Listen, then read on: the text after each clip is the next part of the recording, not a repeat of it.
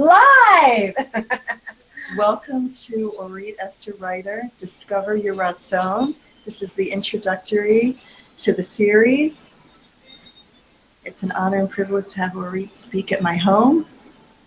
And at the end of the shir, we will give all the details about the format and the chavrusas and how much it costs and how often. So if you leave before the end, I'll give you an outline. Otherwise, we will answer all questions at the end. And now we'll just hear what Orit has to say. Thank you so much. This is 3 years in the working here till I feel like I've gotten to this point. I hope this is okay now. I literally have been studying what we're, God willing, going to begin today, developing our Ratzon, at least 3 years. I think it's been all my life, but I didn't realize that I was learning how to develop our willpower and how to develop our Ratzon. But it's a lifelong mission for us to develop a sense of understanding who we are, what we want, what ticks at us, what tick-tocks at us, what gets us moving, what gets us driving. This whole series is meant to teach us the Jewish psyche. According to the Baal Shem Tov HaKadosh, the nefesh, the part of our soul that gets us to move and gets us to do the things that we do in life, takes developing. We're sort of attuned to a certain way of thinking, a certain way of relating to reality. God willing, through the process of the series, we're going to change the way that we look at things. We're going to change the way we relate to reality. We're going to change the way we relate to ourselves. And that's really the biggest avoda, is how do I relate to myself?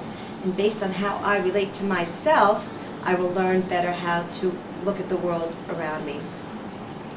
So the series basically is built on literally like building blocks. We're going to start off one place, and you really can't just jump in on the third, part of the series and say, I expect to understand everything. It is a building block. One of the reasons why we spaced it out to be once every 2 weeks after Sukkot, starting the series once after 2 weeks, is because in between each one of the classes, first of all, each class is packed with a dynamic amount of information. You're going to be sitting and you're going to be writing and feeling like your hands are falling off. You're going to need to see the recording, which is why everything is going to be recorded. And there's going to be a lot of practical exercises, because the process of developing your Ratzon is not an intellectual process. It's a process to be applied at every moment of your life. It's something that I continuously work on. We all need to you need intense study and an open-mindedness and a drive to want to see things differently. And that requires a space in between classes. And 1 week I didn't feel was enough. So that's why I decided to go on the 2 weeks to give us time to maybe even drop a little bit and then pick ourselves back up, and to have that experience of what it feels like to go through that roller coaster up and down and up and down. The idea throughout the process, I'm just going through all the nitty-gritty of the information. What are we going to achieve, God willing, through the series is, first of all, a keen awareness of ourselves. Hopefully we'll be able to relate to ourselves in a softer way, in a calmer way, in a more loving way, as well as to the reality. So we're going to learn throughout the series what it means to first get to know who I am. Get to know who I am, get to know what drives me. And that's where the Ratzon is. Ratzon from the word Ratz. What am I running after? Aretz also is very closely related to the word Ratzon. Where am I standing? What ground am I standing on? Aretz, land. What is my foundation? Ratzon is the driving force. Before we think, we're going to soon learn that before we think, we have all these beautiful, amazing, positive thinking classes, but the preface to thinking is first lies in the desire. I first have to know what I want. And based on what I want, that's what drives me to think. So before the mind, there's a higher level sitting on the keter, sitting on the crown, and on that crown, in that crown, deeply embedded in that crown, is my desire that has to meet Ratzon Hashem. And once that encounter meets one another, that's when light can start spreading into my life and into the world around me. We have to understand, one of the reasons why we want to go through this whole process is because we need to start learning to relate to reality, outside reality, in a very different perspective. Up until now, many of us, including myself, we all fall in this place. We look at our outside reality and we just assume that based on the outside reality that we live, the people in my life, where I live, my parents, my children, my neighbors, my challenges in life, maybe health issues, whatever it is that I'm dealing with, we all assume I will be happier when my outside reality, one little piece of it changes.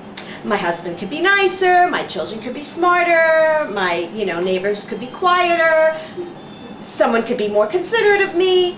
And we're always looking on the outside to assume that the outside is going to feed me a reality that's going to better suit me, to make me happier, calmer, more in tune, and so on and so forth. What we're here to learn tonight as the introduction is that the outside reality is all but a mirror. There is no outside reality at all.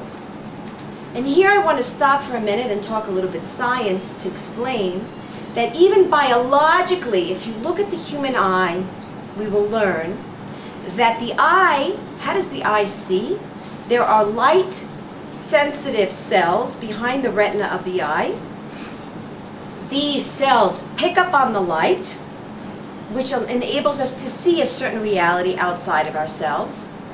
This information is transferred back into basically the eye. In other words, there's a reflection of the outside reality that goes and hits this light sensory cell. That message from that place behind the retina sends a message to the brain, and here the brain starts to interpret reality. How is it that two people could look at the same reality and each one sees something totally different? It's because the computer software in every single one of our brains processes the information, which is 100% objective. There is no firm, solid reality at all. Forget the idea of thinking that what you see, everyone else sees. No one sees what you see. No one will ever see what you see. Because you're processing the reality. Your intellectual facets and channels are 100% different than the person sitting next to you. It will never be attuned and aligned to the person next to you, across from you, away from you. Never will be the same. Why? It's based, the intellectual channels in my brain are carved based on my past experiences, my past traumas, my memories of this world, my memories of my past worlds, of my past lifetimes. It's all a composite of where I began 5,777 and a half, almost 8,000 years ago. So the way that my mind is processing reality is very different from moment to moment and from person to person. Therefore, the outside reality, there's nothing at all for me to change. Because there is no reality. I am going to process it and relate to it based on what's going on in my little box right here. And so the whole process of how I relate to reality all begins in my mind.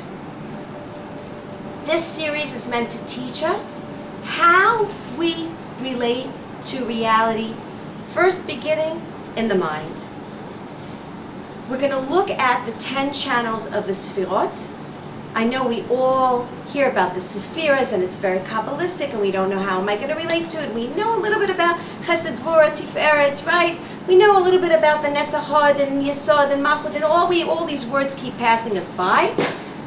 We're going to relate to the 10 channels based on Jewish psychology. That's how we're going to relate to these 10 spheres, and we're going to literally take our Ratzon, we're going to take our worldly desires, the way we want to perceive life, what we want from life, and we're going to schlep them down every single one of these pipelines. First taking our Ratzon and schlepping it down through the Chesed line, then through the Gvura line, then through the Da'at line, and so on and so forth. The first three of these lines have only to do with the brain, with the way that I relate to life from an intellectual perspective. And we're going to analyze together how do I think about my desires? How do I relate to my desires based on an intellectual perspective? And then those three are going to give birth to the way that I feel and relate to in my heart about that which I want. And through these 10 pipelines, God willing, by the end, we'll be able to have what we called a Ratzon Mitukan, a fixed Ratzon. A Ratzon, a driving force, whatever's going to drive us in this world, will be corrected because it will be shy. Every single part of our Ratzon will be broken down to such little itty bitsy pieces that each part of it will shine with godly light. And what do we learn? We learn that if we can align our Ratzon with Ratzon Hashem, it's 100% answered. There's absolutely no reason why Hashem wouldn't want to do His will. Think about it. Hashem has a will. He wants to fulfill His will. But He can't fulfill His will through us unless our will is 100% aligned with His will. And why? Not because Hashem is stubborn, so to speak, in nature.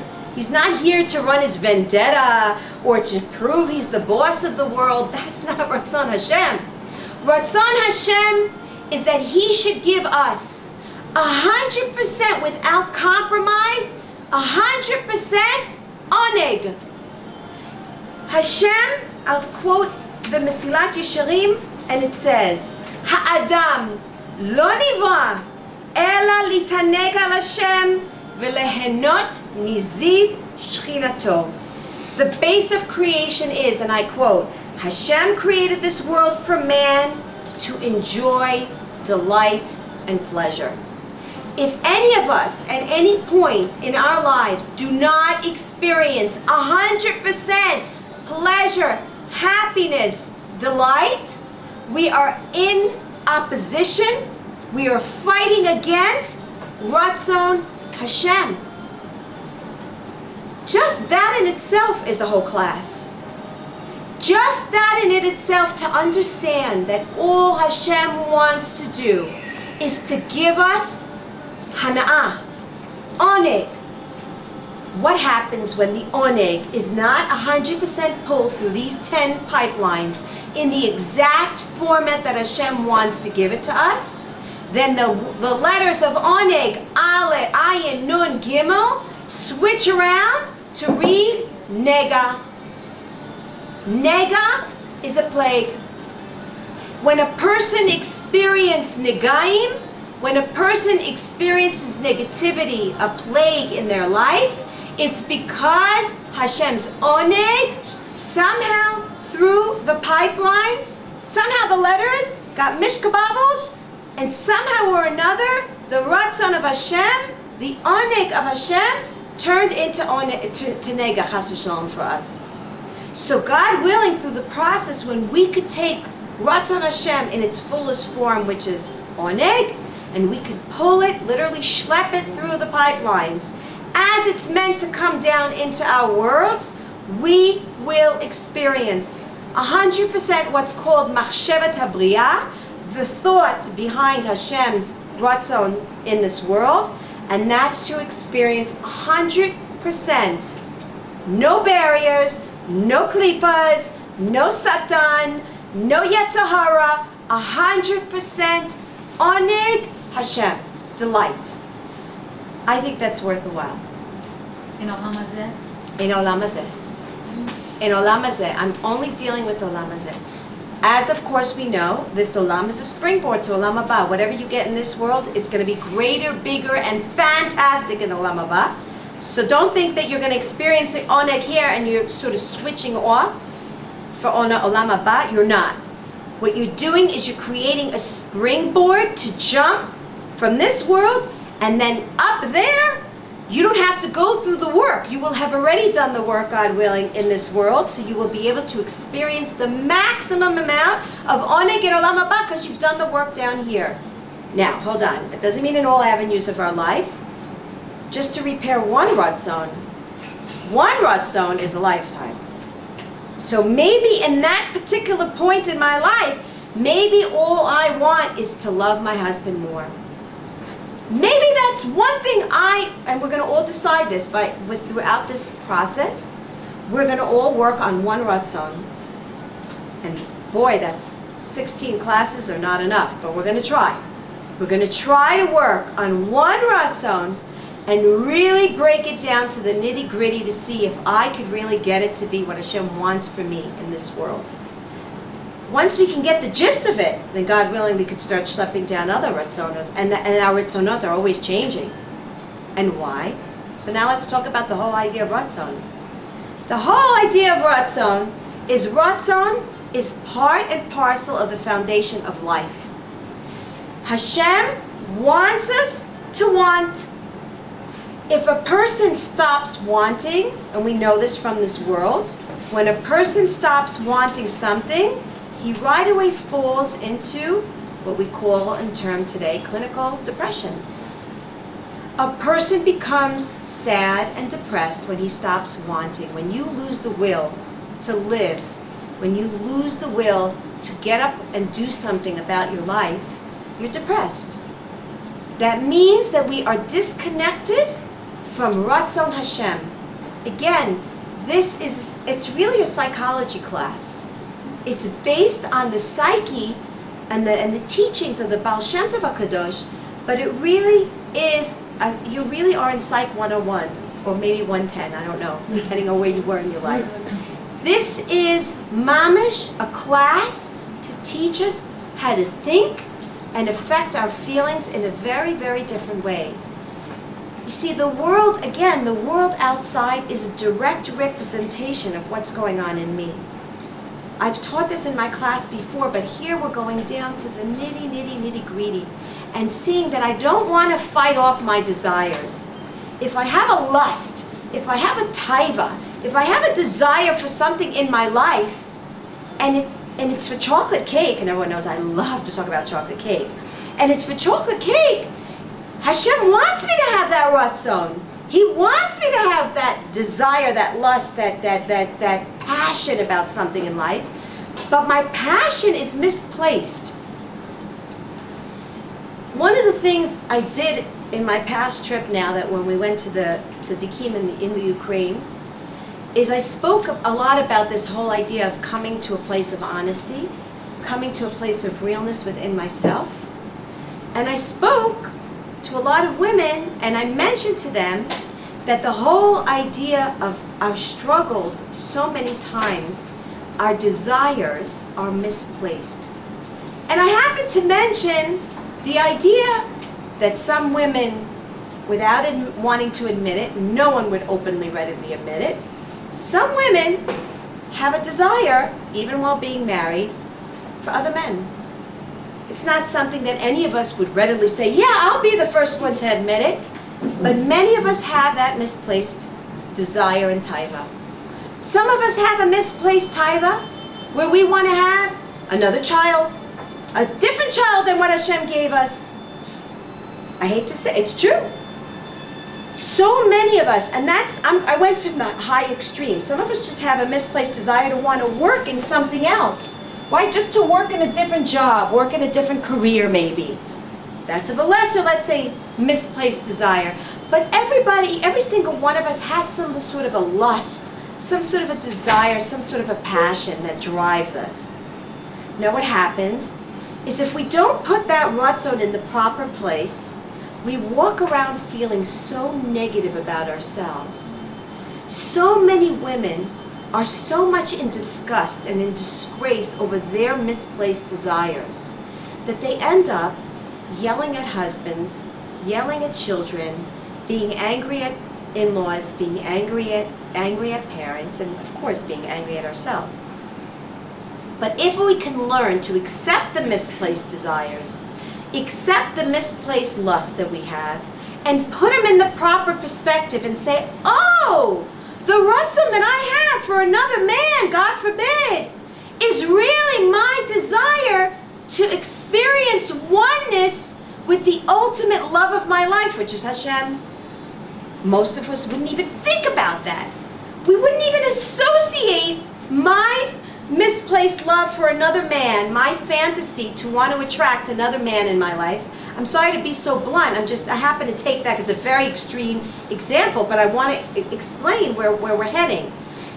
So many of us have misplaced desires, and if we would take those desires and lift them up to their proper place in the world of Hashem, we would understand that Ratzon Hashem is that we should take that passion and apply it to our avodas Hashem.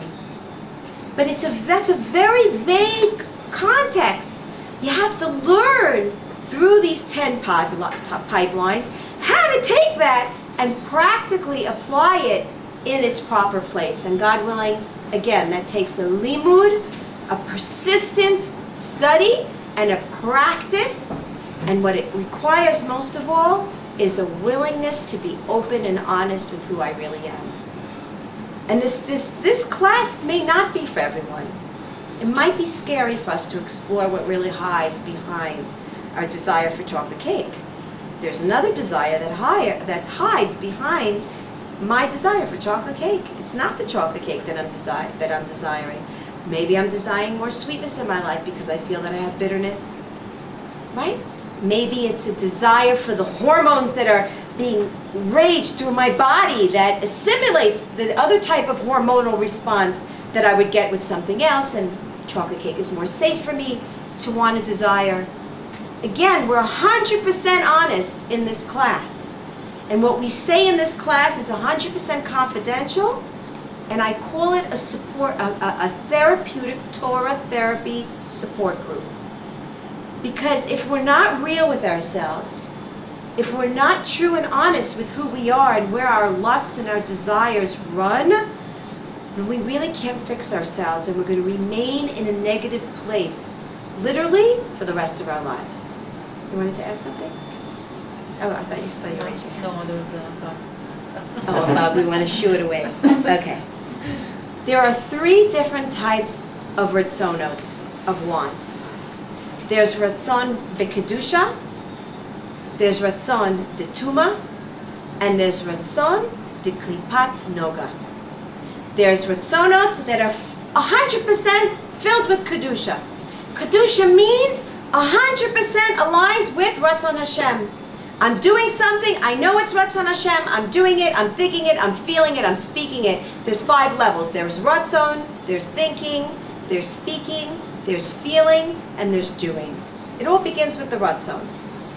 The Ratzon Kedusha means I'm 100% aligned with what Hashem wants me, therefore my mind will be thinking positively, I'll be speaking beautiful words, I'll be feeling amazing, gorgeous thoughts, and my action will produce a creation that even Hashem, so to speak, couldn't create because he left it for me to create.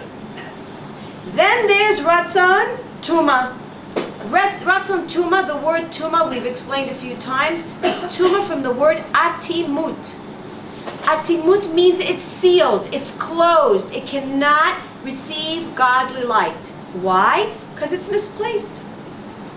It's not aligned with Ratzon Hashem because it's misplaced. Either I want something that's not good for me, or my vessel is so filled with other shtuyot and other foolishness, and therefore my kli, my vessel, cannot draw in the light of Ratzon Hashem. I have to first clean out the vessel from all my misconstrued ideas and misconceptions, and then once my vessel is open, I can receive the light, and then it turns from Tuma to the place of Kedusha. And then last but not least, you have what's called the neutral Ratzon. The neutral Ratzon is a Ratzon that's Parv.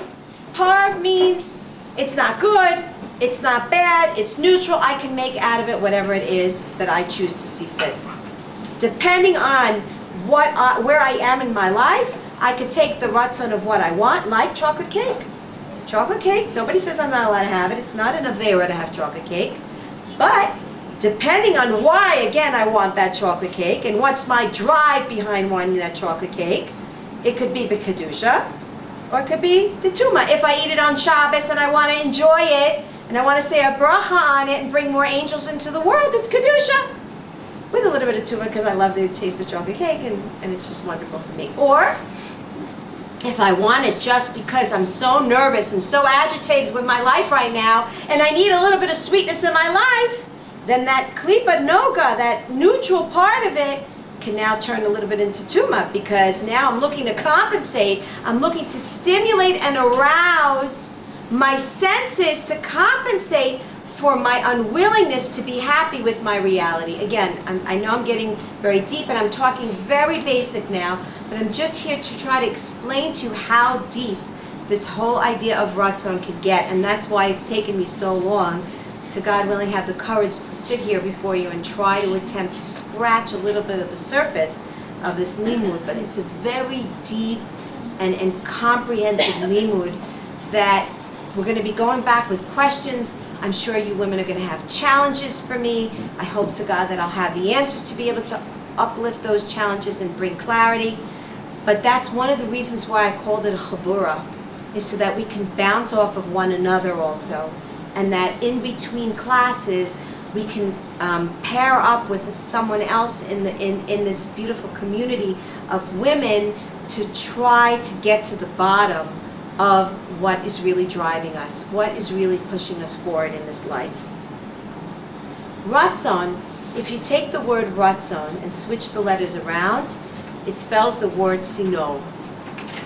Ratzon is the magnet, it's the pipeline by which all of God's light descends down into this world. What did we say? All that Hashem wants is to give to us. That's the tzinor. Through his Ratzon, he created 10 tzinorot, 10 spheres, 10 pipelines. How do we get Hashem's Ratzon? This is going to sound very strange, but hopefully we'll be able to clarify a little bit of it today and then continue throughout the series. When I want something, just by wanting something, I attach myself to the tzinor, to the pipeline of what Hashem wants to give me. Meaning, if I don't want something, I shut down the pipeline of Hashem's blessing. If what Hashem wants to give me, I don't want, I don't just shut down that one tzinor, I shut down all of God's pipelines. Give an example. If I don't want my husband, I don't want, and again, I'm not talking about abuse, make it clear, I'm not talking about abusive husbands, I'm not even talking about, any type of abuse, you go to a rav. But I'm using I'm using the idea of spouses. I think most of us are married, okay? If I don't want my husband, all of my pipelines of all of my brachas are shut down. Particularly, by the way, for a husband. Why? Because he carries half of my neshama. So by me shutting myself down, I'm also shutting him down because he's directly connected to me. We're both attached. We're two halves of one whole neshama. So what I think, what I feel, What I say directly affects my husband, 100%. You don't have to say anything to your husband. He feels your heartbeat, and you feel his heartbeat. Whether you know it or not, whether you want it or not, you're 100% connected to your husband and then to your children. The way that Sinor comes down, it's you, your husband, the children, and then it goes down to the rest of the world. Whatever you feel, your husband feels, whatever he feels, you feel, whatever you feel about your children, they feel, 100%. If you're not happy in your life, your kids will not be happy in life. I'm sorry to say the bad news. Your kids will not be happy in life, will not be 100% in Emuna if you're not 100% in Emuna, because they're drawing from your line. Only when they live with you, or 120 till 120. That's why when we bury our parents, we feel that a part of us is gone, because it is. Because there's a little box inside of them that has your name engraved on it. When we say Arivim Zeh Lazeh, there's a commentary that brings out and says, don't read Arivim Zeh Lazeh, this to that we're connected this to that, but Arivim Zeh Bazeh, we're mixed one in the other. We are 100% a spider web. Constantly, I pull, it's pulling here. You pull, you pull. We're 100% constantly affecting one another all the time. And who do I affect the most? Who's closest to my line? Talking energy now. Who's closest to my line? My husband, my kids, my parents, right? And then we start going outward. You wanted to ask something? I wanted to ask you, so like now I'm scared to desire anything. I don't know, it's like HaKadosh Baruch Hu wants us to enjoy like physical things. You have to. That's what I just said. If you don't want, you've disconnected yourself from the Ratzon of Hashem. I know, but then after this class, every single day I'm going to stand there, okay, 10 sefirot. Well, you can't do that. You haven't learned it yet. No. So right now, thank you for saying, let me give you an eitzah to take us through till we get through, let's say, the whole series, okay? Daven, before you say, She'asani kiltzono, that's when I stop. And by the way, that was my drive. When I say that tefillah, for years I always stop. For years, I never just go Baruch She'asani kiltzono. I always stop and I start asking for all these desires, not of mine, that I want to make my desire his desire. And I start chiseling away. Don't let me want gaiva, don't let me want this, don't let me want, and I start carving away. Don't let me want anything in this world that's not your desire. And then I started understanding, but wait a minute, then what is, and that's what was my push to do this limud. Because I wanted to understand more. What am I really stopping here for? What am I really asking for? What ratzon? What ratzon am I asking for? Okay, I said, "Se ratzoni kiltzoncha." All right, make my ratzon your ratzon. But what? What is it? What do you really want from me? And so that's where I stopped. So my suggestion till we get through a better understanding is stop there for a moment in Birkat HaShachar and say, "Aseh et ratzoni kiltzoncha." Make my ratzon your ratzon. They say, Emuna pshuta v'temima, a simple, innocent call out to do Ratzon Hashem is a jumping board for many, many Yeshuot. You don't even have to know what Hashem wants. It's nice to know, and we're going to know more, so that we could be more involved and really be more in control. But at this point, just ask Hashem to make your Ratzon his Ratzon. Simple, simple, simple. You know, as I'm listening to you, I'm thinking, what is my Ratzon? And I think I've been involved for such a long time that I don't know what my ratzon would be for me. I know what my ratzon would be for my kids. For this kid, for this kid, for this kid. I know this one, and I don't really know. So that is a ratzon that we're going to schlep through the 10 spheres for you. We're going to find out what is your ratzon. You'll see. You'll be able to find out. We'll get married and move out, and then I'll raise. No. So again, that's what we're saying. The outside world has not. The outside world. The only reason why we have an outside world is to teach me what my real ratzon is. If I didn't have the buttons pressed all around me by my husband, my neighbor, my children, my in-laws, everyone around me, I wouldn't know what I want. I know what I want based on what bothers me from the outside world. then I can really zoom in to knowing what I want based on what bothers me, based on what I feel I need. They cause me my ratzon. How do they cause me my ratzon? How do I get a ratzon? I get a ratzon based on what I think I'm lacking in life. A ratzon is born out of a sense of me missing out on something in my life. When I feel I'm lacking something, that develops my ratzon. So Hashem, what does He do? He causes certain things to be lacking in my life. The problem is I take it all face value. I'm missing money. I think that's all I need in life. It's not all what I need in life. Hashem gave the avenue of a lack of parnasa to teach me that what I'm really missing is 3 dots. We'll find out. There's something else lying. If any time you want something in this world, there's something else lying underneath it.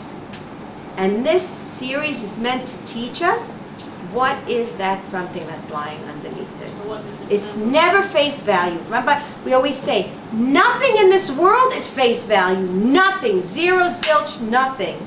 Nothing you experience in this world is face value. Everything has something else lying underneath. What? For example, people don't have kids. What is the underline? So People it don't could, have money. What is underline? What is the formula for it? If we would know this formula, we wouldn't have all these so problems. part of this limud, this limud is for us to say, what am I really looking for when I want parnasa? What am I really looking for when I want my child to be on the derech? When they're off the derech, God forbid. And many times when you schlep it down those 10 pipelines, we will discover that there's a speck in one of those pipelines that's leaking out arrogance, ego, something has to do with me. It's not 100% aligned with Ratzon Hashem. And that's why I'm not getting it. So that class is working on a midot. That's what I understood. And you're Very much through on your you. Very ratzon, much on you. Midot, on being a chariot for divine light.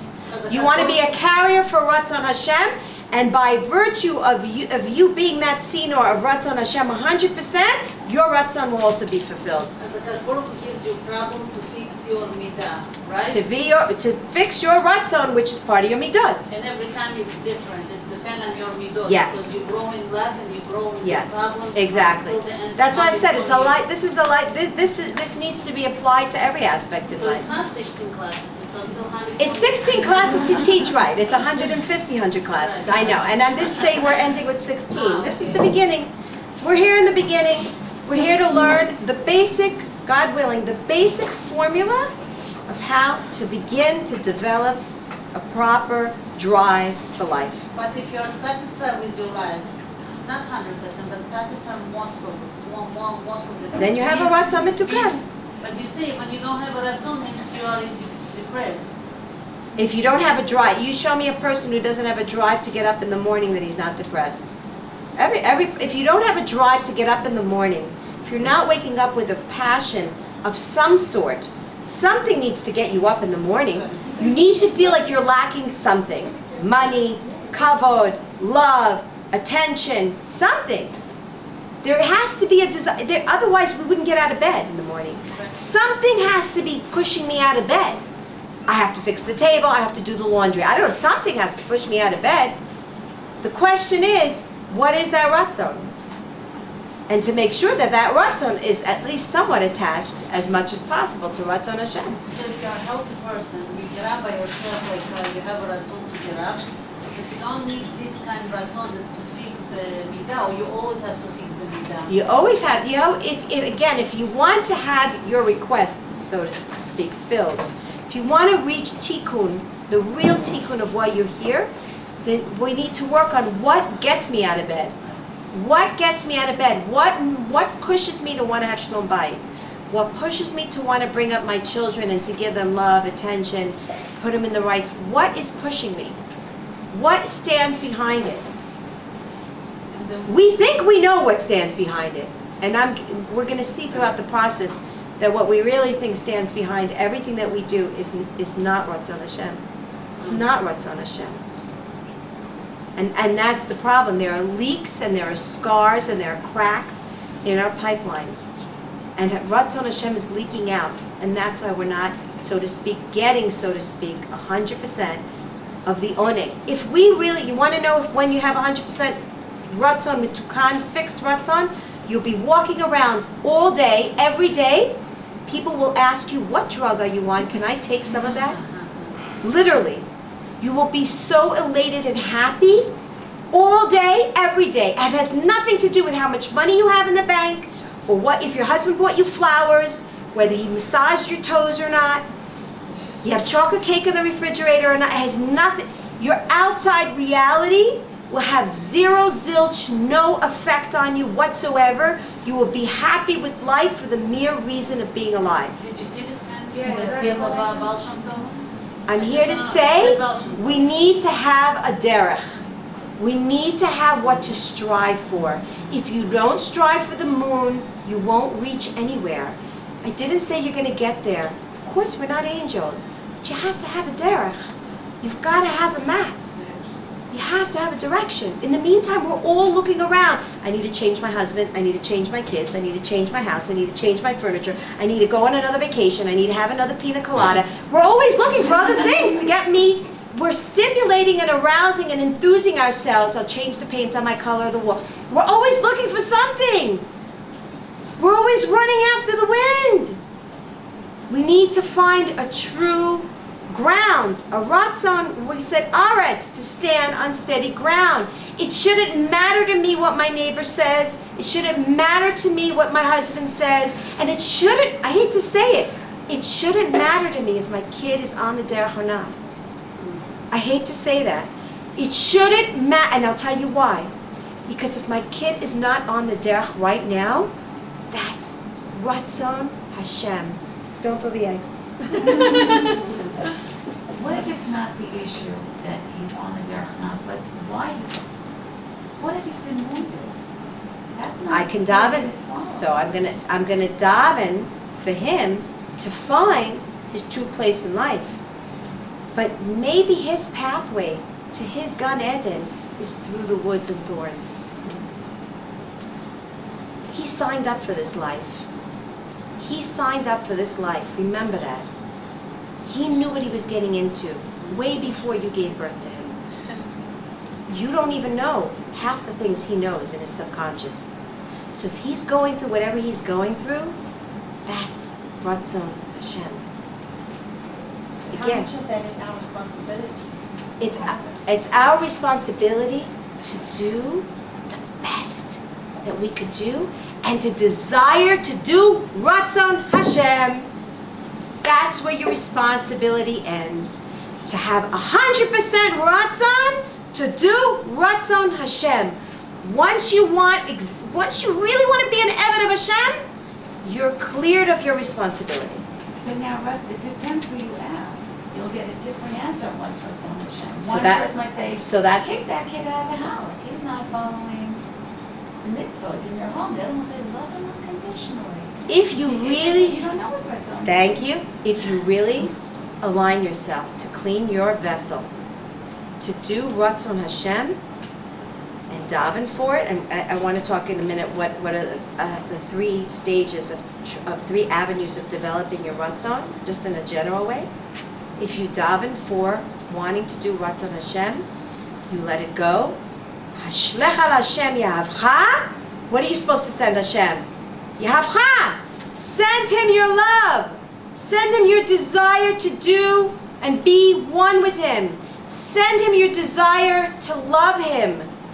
Vehu yichalkelecha. And he is going to sustain you through the process. Once you mamish burn with a desire to do Ratzon Hashem, to be one with Hashem, to seek out to be an Eved of Hashem, wherever the direction you end up going, that's the direction Hashem is lifting him up literally on his wings, and he's carrying you to that place. You have nothing to worry about. But to get to that point of really wanting what Hashem wants for me, that's the avoda. Once I get to that point, Hashem's taking me on his wings and he's taking me. And wherever I go, is Ratzon Hashem. So I don't have to question it. I don't have to question it. And I don't even have to know where he's taking me. I'm aligned with your Ratzon. You want to take me to Alaska? I'll live in Alaska. You want to take me to Lachish? I'll live in Lachish. You want to take me to Gimel, Dalet, Hey? I'll go there. Wherever you're taking me, I'm with you. Ratzon Hashem. Okay?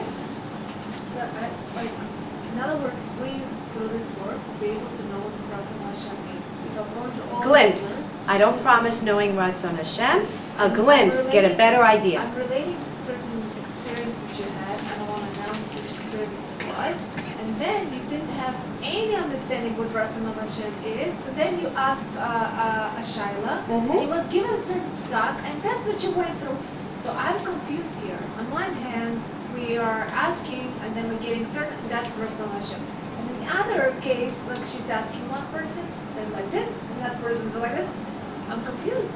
If I'm 100% wanting to do what Hashem wants me to do, then Hashem will guide me to the proper Rav, CD, book, neighbor, therapist, wherever I need to go, to get the eitzah that I need to be able to fulfill his How can Ratzon. I trust that this is the right thing? The only way I can trust it is if I clean my vessel out and I make sure, again, schlepping my Ratzon 100% through those 10 pipelines, and cleaning myself out and checking myself out, the chesed in me, the chesed, the gevura, the tiferet, the malchut, all those pipelines, the netzach, yesod, all those lines. I'm going to learn soon. We're going to give out the outline, and you'll see how everything is divided up. You schlep your ratzon, your worldly desire that you have right now, here, right now. I want chocolate cake. All right, let me schlep it down chesed. Chesed is one whole class just on itself. Each sefirot is going to have its own class, so that I can really understand how I take my ratzon and schlep it through the chesed line. How do I fix my ratzon on the level of chesed?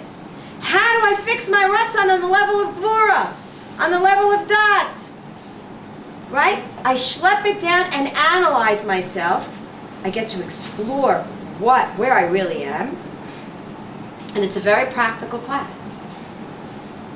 Once you can do that, and you've gone through the 10 stages, you've lifted your ratzon to be as pure as you possibly can within the realms of this world, you lift that up to Hashem.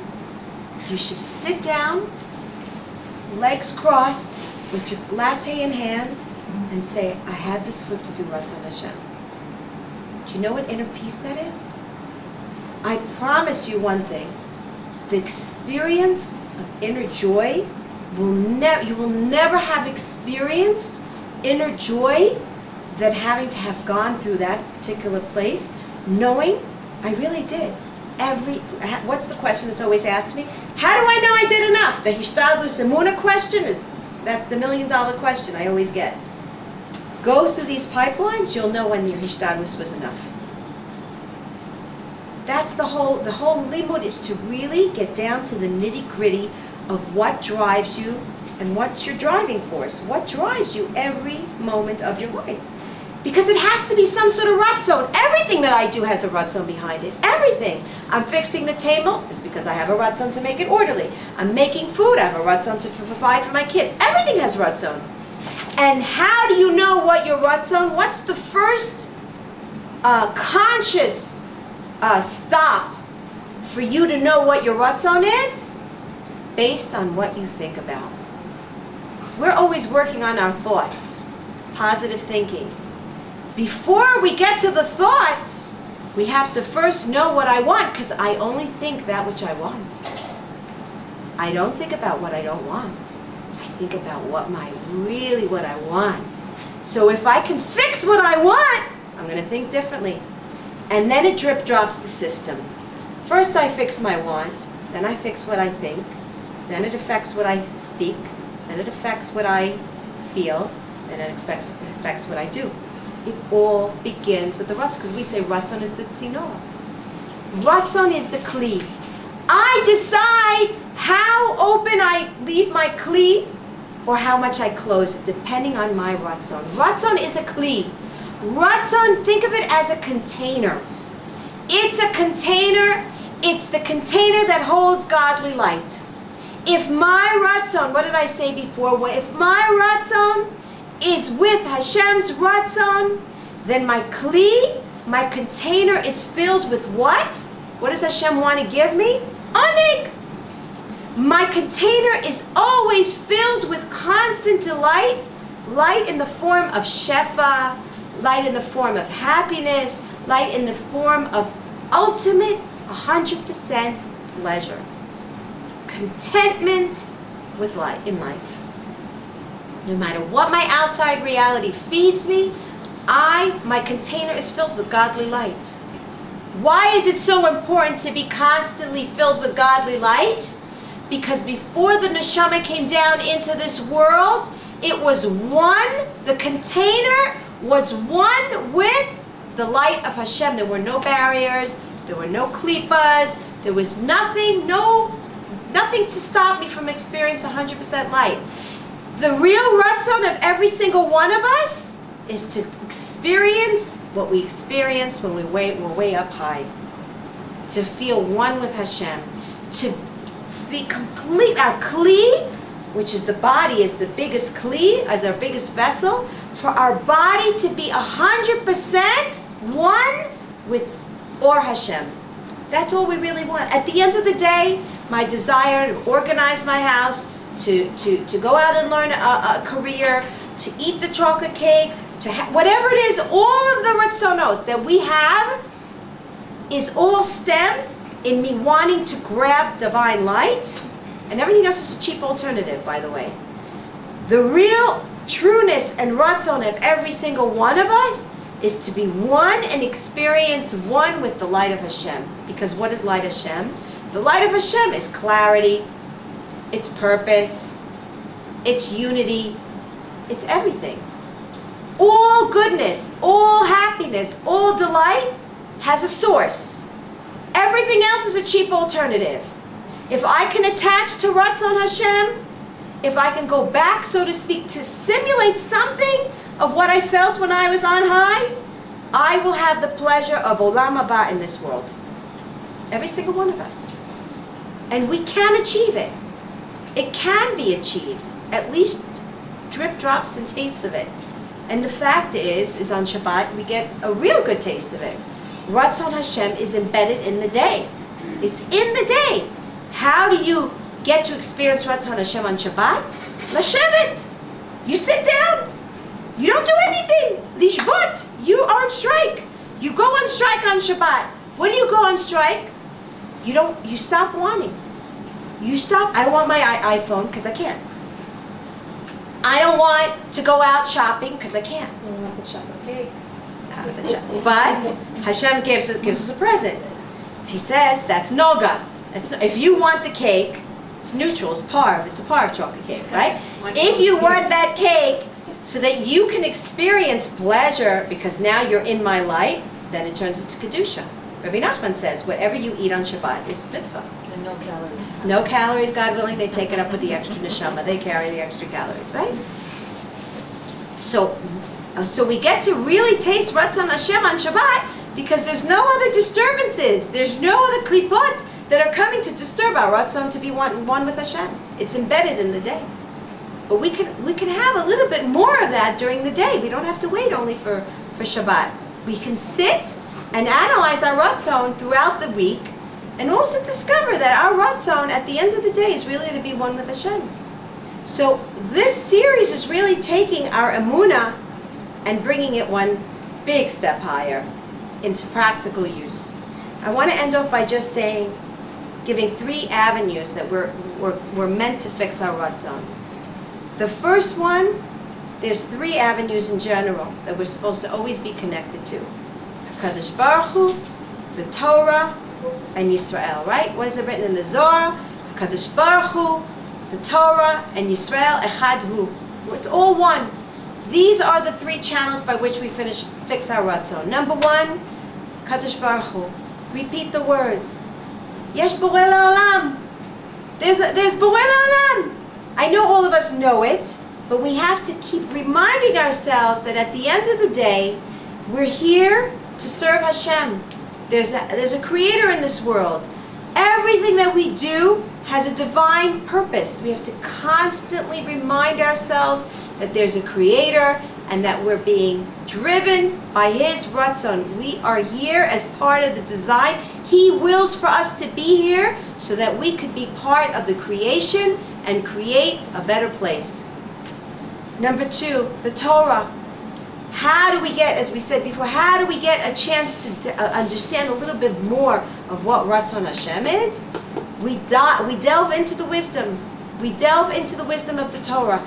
Through learning Torah, we get to understand a little bit more what Hashem really wants from us in this life. There are chukim, there are laws, everything is midah keneged midah. Everything that we do has a consequence. Everything that I desire, I think, I speak, I feel, and I do draws down something from the upper worlds.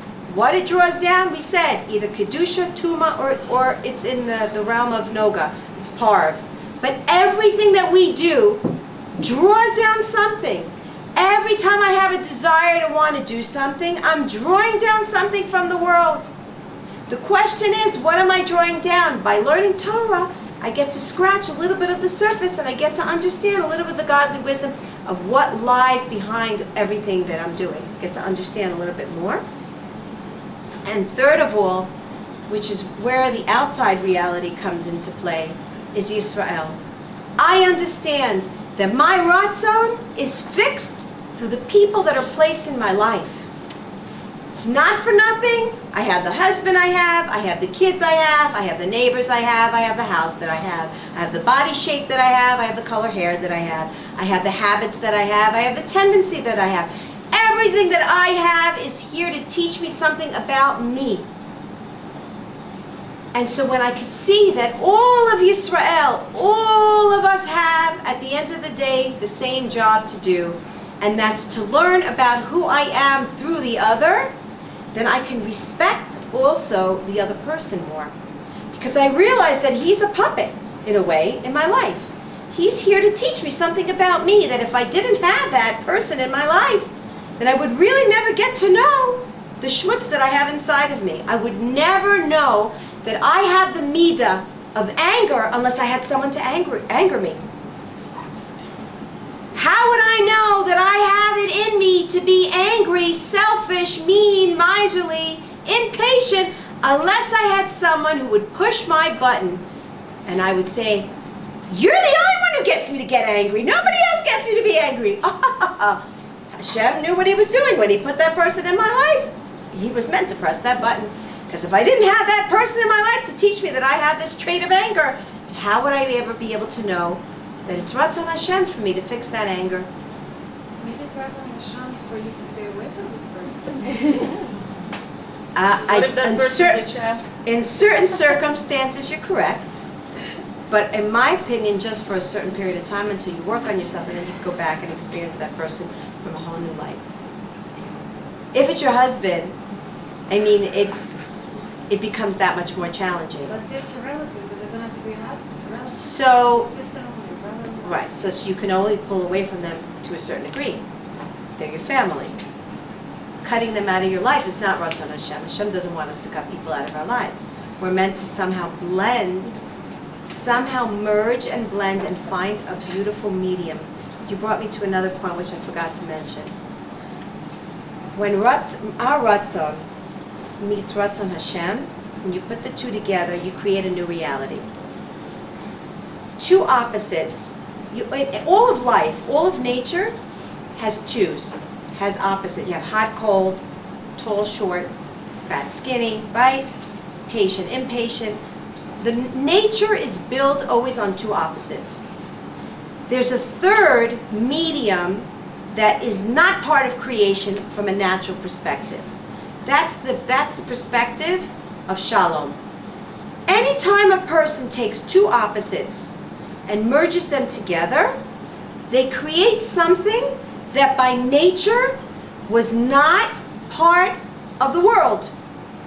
That's why shalom is the biggest pipeline of bracha that brings down, that can come down to a person's life. Anytime that I meet a place of machloket is chelek mavet, Mavet is separation. Anytime I'm in a place, God forbid, of machloket, if I could take it and somehow make peace, I created a reality, me, myself. I did it, not, so to speak, Hashem. Yeah, Hashem created the potential for it, but I created something new. It's called Kav HaEmtzai. There's always right, there's left, but the middle is always a creation that we create. That's the imperfect perfection that Hashem left out after the 7 days of creation.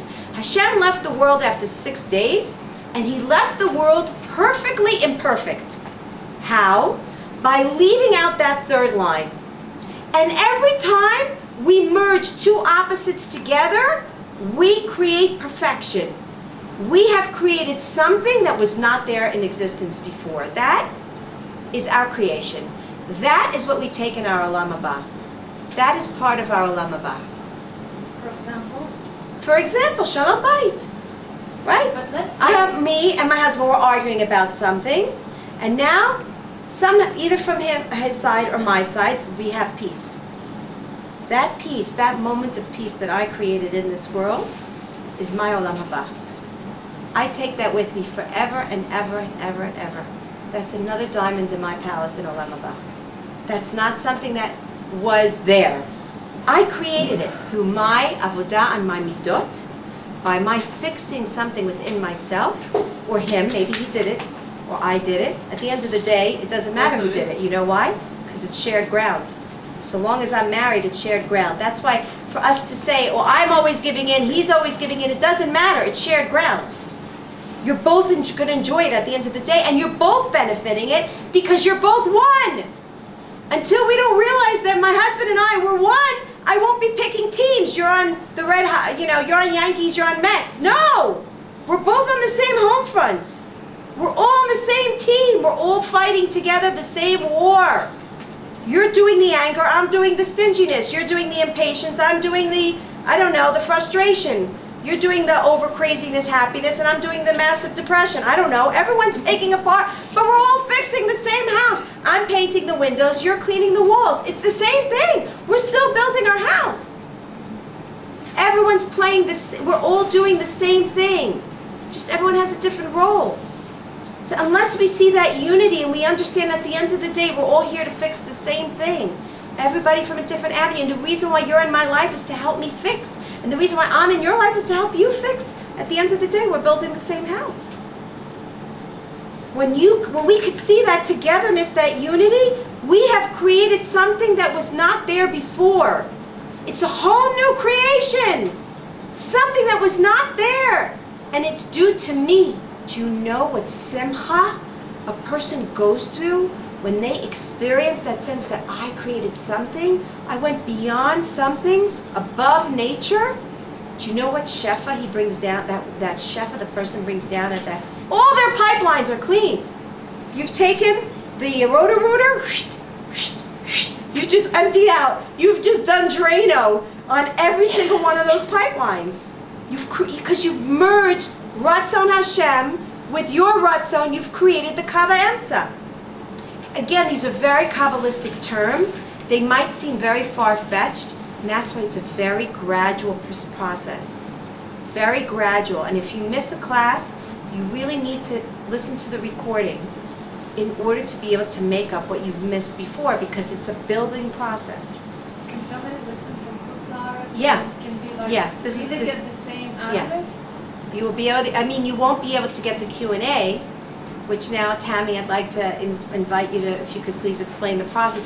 You won't get the Q&A. Every class is going to have a question and answer part, but I give the opportunity for those who are online to be able to be in touch with me through email. Also for those of us that are here. Yeah, why don't you hand them out, and then we're going to, we can talk about it a little bit, about how the way the series work. Can I ask a question? Yes. What you said about Shabbat, I feel like part of my desire is, my Ratzon is in accomplishing. So Shabbat, even though you said it's supposed to be oneg, Letting go. When we learn to let go, maybe that desire to accomplish is from control. And that control is from arrogance. and that arrogance is neged Ratzon Hashem, because I'm not humble in my ways. When I'm wanting to be in control, I want to do what I want to do. That in itself is against the Ratzon of Hashem. So that was an easy one. That was an easy one to kind of fix. And sometimes it's not so easy to fix it. But that's not the full experience of Ratzon Hashem on Shabbat. It's something we have to work on. So maybe I'll just talk just very briefly, just to give us an idea, that basically, again, the series is made up of 16, no, I want you to come because I want you to talk, I'm sorry. It's made up of 16 classes. Why did I get to 16? It was a beautiful number, and I felt like it would encompass and touch on every single one of the basic concepts. Today is really basically an introductory. The idea is that there should be a commitment. For whoever wants to go through the series, there really needs to be a commitment. And I'll tell you why. Because you really can't schlep just a part of the class. You need to be here consistently every week and or listen to the recordings, but preferably to be here and contribute to the energy and the support and the loving kindness that, God willing, you'll find comes from this group. Because the idea of this group really is, as you'll see on the last line, it's really almost like a support group. It really is. My ultimate desire was to create like a therapy support group. And it's kind of like tingling onto that desire. But I'm going to you want to read the whole outline first? Okay, so you'll see, like Orit was saying, with what each class is about, and that's just to give you an idea, a little more concreteness about what we're going to be learning. So it'll be 15 times after today, and this class will be recorded. All the classes will be recorded, but after today, they'll be just for the group. So if you were to miss, and I don't know if it's clear, but the class is every other week. So it might feel like a huge commitment, but it's a little less as far as getting out of the house.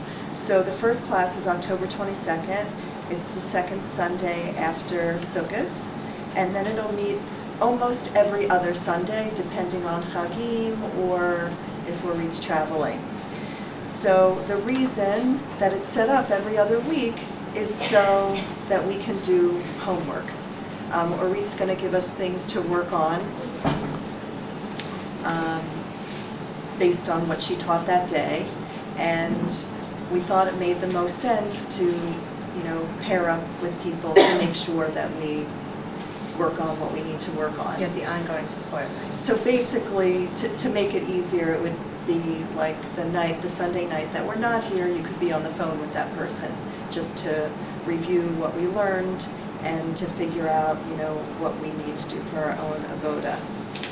So I think that it goes through the year, and it'll probably coincide with the Omer, right, which is really beautiful. My feeling is we're going to end more or less in May or June. If you calculate it, that's more or less where in between you have the Hanukkah, the Pesach, and all the other Chagim. I think we'll actually be running pretty much through till May or June, which will be nice because the Omer is also the time where we're really supposed to work on our 10 on the midot. So this will come beautifully in line with that as well.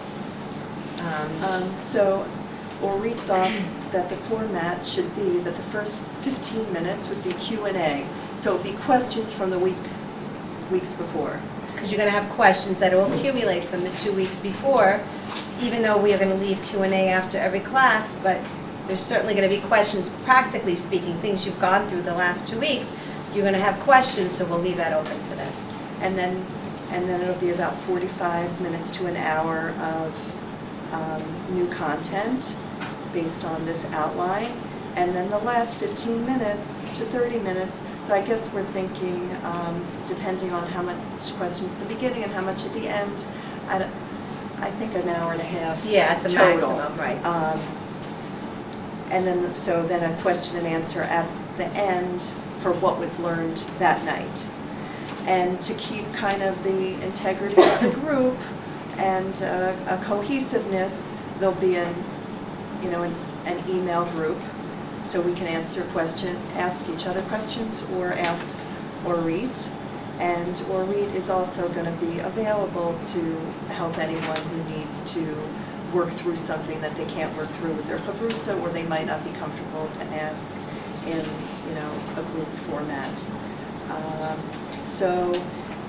I guess it basically works out to like 15 classes, and the cost is 500 shekels. And to make it easier, we would ask that the first class, you paid the amount in post-dated checks if that made sense for you. Otherwise, you can just work out anything with me, and I'll just work it out with Orit. And as you could see, you could see from class number 4 all the way down to class 13, we're going through all the 10 pipelines of the Ratzon. And you could see how every single one of the spheres is addressing a different aspect of a Ratzon. And you need literally an entire class to just analyze that aspect of your drive, of your want, of your desire, and how to fix it from that level.